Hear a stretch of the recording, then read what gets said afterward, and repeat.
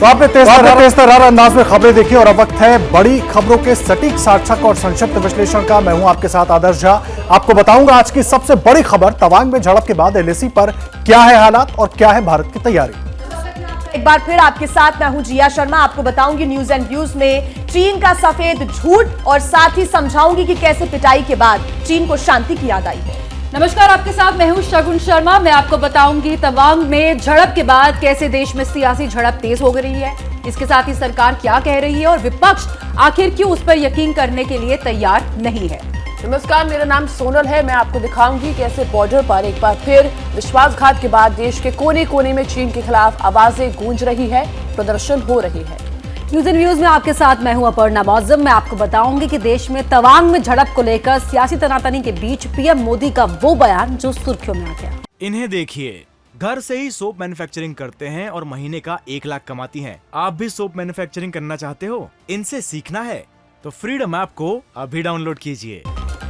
तो शुरुआत करते हैं आज की बड़ी खबर से। तवांग में घुसपैठ की कोशिश नाकाम करने के बाद आर्मी अलर्ट पर है और एयरफोर्स पूरी तरह से एक्शन में नजर आ रही है। एयरफोर्स अरुणाचल प्रदेश में एलएसी के आसपास के हालात पर करीब से नजर रखे हुए है। पिछले हफ्ते भी आसमान में चीन की तरफ से हलचल बढ़ने पर भारतीय वायुसेना ने इलाके में उड़ान भरी थी। सूत्रों के मुताबिक भारतीय वायुसेना ने क्षेत्र में अपने लड़ाकू विमानों की उड़ानों की संख्या बढ़ा दी है। यह बड़ा अपडेट इस वक्त हम आपको दे रहे हैं।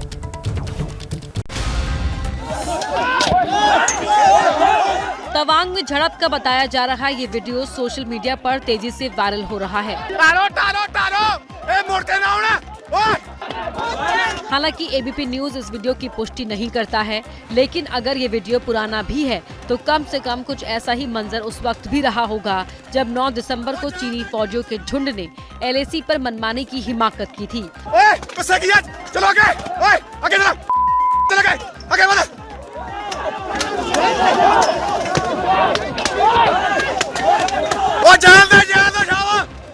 हाथ में लाठी डंडे, लोहे की रॉड और नुकीले हथियार लेकर आए थे, लेकिन हिंदुस्तान के शूरवीरों के आगे टिक नहीं पाए।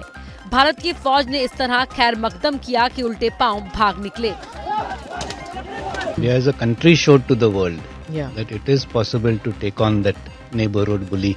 So this I can say that with utmost confidence to the entire nation that we will always be ready.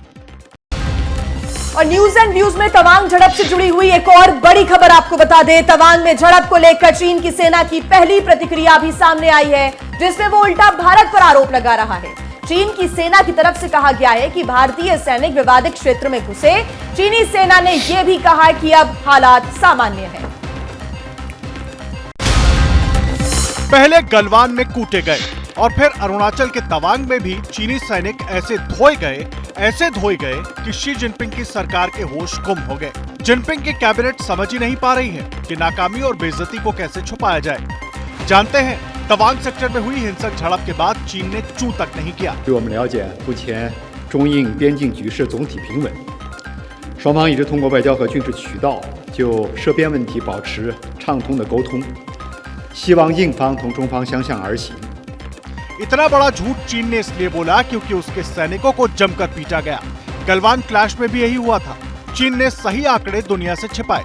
उधर चीन की चारदीवारी के अंदर कोरोना ने भी जिनपिंग को जबरदस्त टेंशन दी है। 12-13 दिसंबर के दरमियानी 24 घंटे में वहां कोरोना का प्रचंड ब्लास्ट हुआ है। महज 24 घंटे में 8,447 नए केस सामने आए हैं। वो भी तब जब जिनपिंग एक मरीज के मिलने पर पूरा मोहल्ला सील कर दे रहे हैं। ये साबित करता है कि जिनपिंग की स्टेट पॉलिसी भी फ्लॉप है और कोविड पॉलिसी भी। और देखिए, तवांग में धुलाई के बाद अब चीन को शांति की याद आ गई है। एक के बाद एक बयान देकर समझौतों की दुहाई दे रहा है। वैसे बयानबाजी देश के अंदर भी जारी है। तवांग में झड़प को लेकर सियासी झड़प थम नहीं रही है। आज कांग्रेस अध्यक्ष मल्लिकार्जुन खड़गे ने विपक्षी दलों की बैठक बुलाई है। सुबह 10 बजे ये बैठक संसद में खड़गे के चैम्बर में होगी, जिसमें तवांग मुद्दे पर सरकार को घेरने की रणनीति बनाई जाएगी। तवांग में झड़प के मुद्दे पर विपक्ष सरकार से पुरजोर सियासी झड़प के लिए कमर कस चुका है। हालांकि सरकार की ओर से संसद में मंगलवार को बयान दिया गया। फेस ऑफ में हाथापाई भी हुई और भारतीय सेना ने बहादुरी से पीएलए को हमारी टेरिटरी में अतिक्रमण करने से रोका और उन्हें उनकी पोस्ट पर वापस जाने के लिए मजबूर कर दिया। विपक्ष के हंगामे के बीच रक्षा मंत्री राजनाथ सिंह ने सरहद पर तैनात सैनिकों के शौर्य के बारे में सदन और पूरे देश को बताया कि हमारी सेनाएं हमारी भौमिक अखंडता को सुरक्षित रखने के लिए पूरी तरह से प्रतिबद्ध हैं। लेकिन राजनाथ सिंह के बयान के बावजूद विपक्ष की नाराजगी और गुस्सा दूर नहीं हुआ। विपक्ष बयान को खानापूर्ति बता रहा है, तवांग में झड़प पर चर्चा की मांग कर रहा है। कहाँ क्लैरिफिकेशन?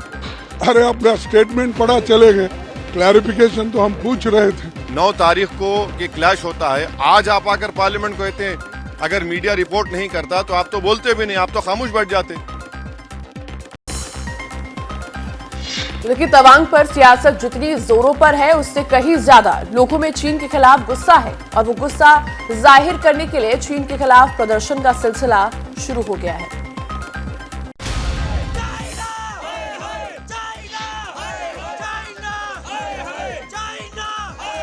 चीनी सेना की घुसपैठ की कोशिश को भारतीय सैनिकों ने नाकाम कर दिया। ड्रैगन की सेना पर हड्डी तोड़ प्रहार किया। चीन के धोखे की खबर जैसे ही पता चली, आवाम का आक्रोश फूट पड़ा। जम्मू से लेकर मुंबई तक चीन की घुसपैठ पर देश में कई जगह विरोध प्रदर्शन हो रहे हैं। लोग सरकार से चीनी सामान पर बैन के साथ साथ चीन को सर्जिकल स्ट्राइक जैसा सबक से हुकूमत को चाहिए कि वो अपने जवानों का हौसला बुलंद करे और चाइना के ताल्लुक से सिर्फ बयानात से काम नहीं चलेगा, बल्कि सख्त कदम उठाने की जरूरत है। जैसे पाकिस्तान के साथ हमने 2-3 बार बालाकोट करा, वही चाइना के साथ करने की जरूरत है, तभी चाइना सुधरने वाला है, ये तो चाइना सुधरने वाला नहीं है। उधर तवांग में भारत और चीन के सैनिकों की झड़प के बाद इंडियन एयरफोर्स ने LAC के करीब कॉम्बैट एयर पेट्रोलिंग शुरू कर दी है, जिससे चीन बौखला गया है। इन्हें देखिए, घर से ही सोप मैन्युफैक्चरिंग करते हैं और महीने का 1 लाख कमाती हैं। आप भी सोप मैन्युफैक्चरिंग करना चाहते हो? इनसे सीखना है तो फ्रीडम ऐप को अभी डाउनलोड कीजिए।